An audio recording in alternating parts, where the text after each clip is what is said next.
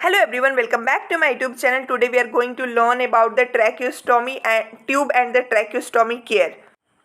जो ट्रैक्योस्टोमी होता है, सबसे पहले आप समझो कि ट्रैक्योस्टोमी क्या होता है। ट्रैक्यो मीन्स ट्रैकिया और ऑस्टोमी मीन्स होता है होल बनाना। ओके, जब हम लोग ट्रैकिया में कोई होल बनाते हैं, कोई ओपनिंग करते हैं, उसको हम लोग बोलते हैं ट्रैक्योस्टोमी। अब ट्रैक्योस्टोमी ट्यूब होता है जो कि हम लोग नेक में एक होल बना के एक पेशेंट को एयरवे प्रॉपर प्रोवाइड करने के लिए, ब्रीदिंग प्रोवाइड करने के लिए ट्रैक्योस्टोमी ट्यूब को इंसर्ट करते हैं। ये पेशेंट जो होते हैं मेनली इमरजेंसी वार्ड में भी किया जा सकता है, ऑपरेटिंग रूम में भी किया जा सकता है। मेनली इस प्रोसीजर को नर्सेस नहीं करती हैं और इसमें ट्रैकेस्टोमी केयर देना हमारा मेन रिस्पॉन्सिबिलिटी है।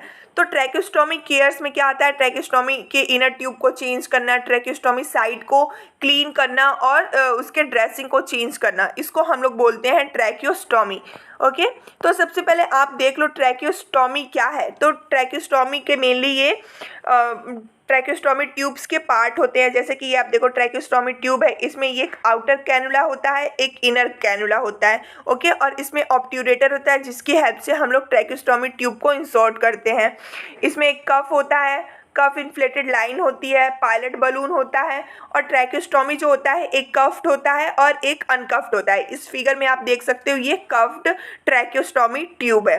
तो आई होप आप लोग समझ गए होंगे कि ट्रैकेस्टोमी ट्यूब कैसी दिखती है।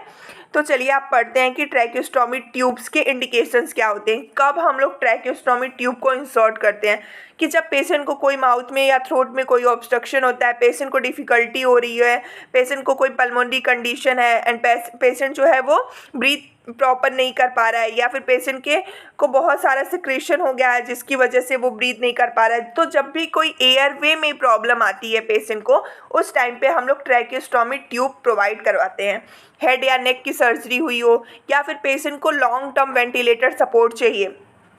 ओके, तो इन सारे कंडीशन में will provide the tracheostomy tube and will see the what is the purposes of the tracheostomy care. क्या पर्पज हो सकता है ट्रैकेस्टोमी केयर का। तो हम लोग as we know that the tracheostomy use tube का हम लोग यूज ही करते हैं एयरवे पेटेंसी के लिए। तो और दूसरी चीज़ क्या है, अगर आप ट्रैकेस्टोमी साइट पे प्रॉपर तरीके से क्लीनिंग करते हैं और एक सर्जिकल वे से, तो इससे क्या होगा, पेशेंट को इन्फेक्शन नहीं होगा, कोई भी स्किन एक्सकोरिएशन नहीं होगा ट्रैकेस्टोमी के अराउंड, और पेशेंट को इससे कंफर्ट प्रोवाइड होगा। और ऑस्टोमी मीन्स की जो होल है, जो ओपनिंग है, उसके भी कंडीशन को हम लोग असेस कर सकते हैं। ठीक है, तो ट्रैकेस्टोमी केयर को प्रोवाइड करने के लिए सबसे पहले हम लोग क्या करते हैं, एक क्लीन ट्रे लेते हैं और एक सर्जिकल ट्रे लेते हैं।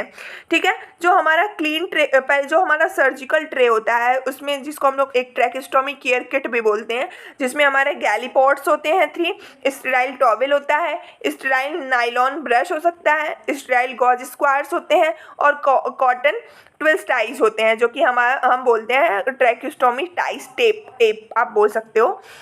और दूसरी चीज़, हमारा जो क्लीन ट्रे है उसमें क्या होना चाहिए, हाइड्रोजन पेरोक्साइड हो गया, क्योंकि हम लोग को हाइड्रोजन पेरोक्साइड सॉल्यूशन से ही क्लीन करना है। नॉर्मल सेलाइन हम लोग रखते हैं, स्टेराइल ग्लव्स रखते हैं, फेस मास्क, आई शील्ड रख सकते हैं और हम लोग एक वाटरप्रूफ पैड भी रख सकते हैं। ठीक है, तो हम लोग जब ट्रैकेस्टोमी केयर करते हैं तो सबसे पहले पेशेंट की कंडीशन को हम लोग असेस करते हैं, पेशेंट को इन्फॉर्म करते हैं और हम लोग पेशेंट का जो स्टोमा है, जो ओपनिंग हुई है, उसकी रेडनेस, स्वेलिंग एटसेट्रा को हम लोग चेक करते हैं, ताकि ये पता लगाने के लिए कि पेशेंट को कोई भी इन्फेक्शन तो नहीं है।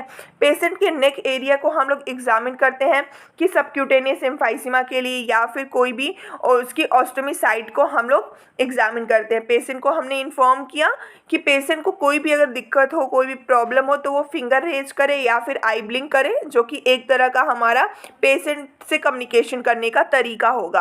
पेशेंट को फिर उसके बाद से फाउलर पोजीशन प्रोवाइड कर लेना है।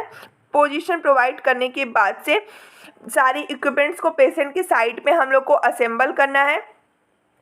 जो भी हमारा स्टेराइल ट्रैकेस्टोमी किट है उसको ला के रखना है, और जो भी उसमें गैलीपॉड्स हमारे हाइड्रोजन पेरोक्साइड है और स्टेराइल नॉर्मल सेलाइन है, उसको सेपरेट गैलीपॉड्स में निकाल लेना है। और जो भी हमारा स्टेराइल सप्लाईज है जैसे कि स्टेराइल एप्लीकेटर्स हो गए, सक्शन किट हो गए, उसको भी हम लोग को ओपन कर लेना है। उसके बाद से हम लोग को स्टेराइल ग्लव्स अपना पहनना है और स्टेराइल टॉवल एक पेशेंट के चेस्ट एरिया में हमको रख देना है। ओके, अब हम लोग को क्या करना है, पेशेंट का जो इनर कैनुला है, जैसे अभी हम लोगों ने बात किया एक इनर कैनुला होता है, एक आउटर कैनुला होता है। इनर कैनुला को हम लोग को अनलॉक करना है और धीरे से, बहुत ही धीरे से अपनी तरफ हल्का सा खींचना है। जब आप हल्का सा उसको पुल करोगे अपनी तरफ तो उससे क्या होगा कि वो ओपन हो जाएगा और जो इनर कैनुला है उसको जो हाइड्रोजन पेरोक्साइड जो हमने बाउल में निकाल के रखा है उसमें हम लोगों को डिप कर देना है।